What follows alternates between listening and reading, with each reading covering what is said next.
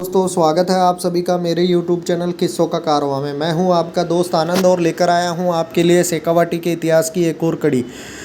जी हां दोस्तों, पिछली कड़ी में अपन ने पढ़ा कि राव देवी सिंह जी को 10 वर्ष की उम्र में राजा बना दिया गया था और उनका भाई के ठिकाने को उन्होंने वापस ले लिया था और अपने दादा सादुल सिंह जी के साथ मिलकर के भी उन्होंने सीकर की रक्षा की थी।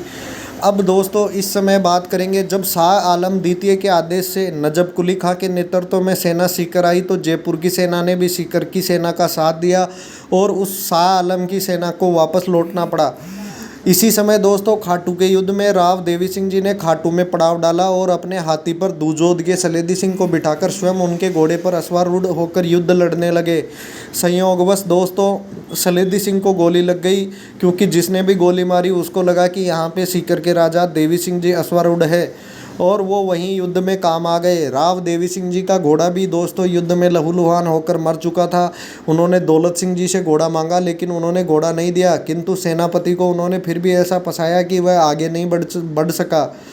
बडेच बादशाही सेना छोड़कर भाग गए और ये देखकर उसकी सेना में भग्गी पड़ गई और पूरी सेना तीतर बितर हो गई।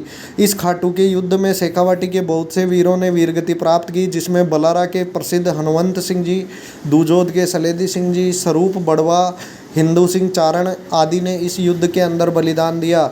विक्रमी 1841 में लोहागल की पहाड़ी पर राव देवी सिंह जी ने देवगढ़ नामक किले का निर्माण करवाया।